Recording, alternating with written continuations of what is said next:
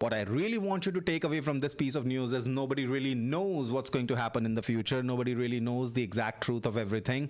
Experts are often wrong and often at odds with each other. So if you trust one source of information over another, and if you're not agnostic about what you trust, you're probably going to lose out in your business.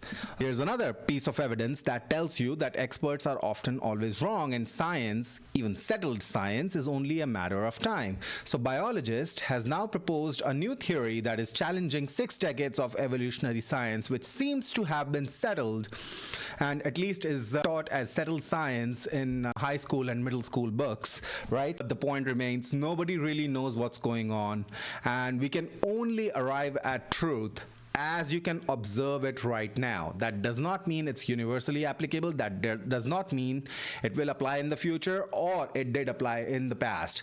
In other words, strategies that worked for your parents, for your grandparents, are not likely to work for you today because the economic situation has changed.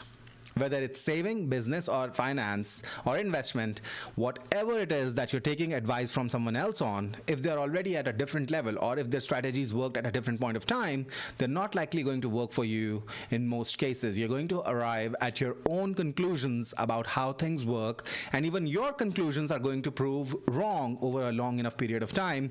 So it's just a set of situations that works for a small period of time, then eventually over time, it just ceases to work. And that is the absolute truth. What we do know is everything gets challenged over time, so nobody knows everything, and all hypotheses are based on a set of circumstances holding together.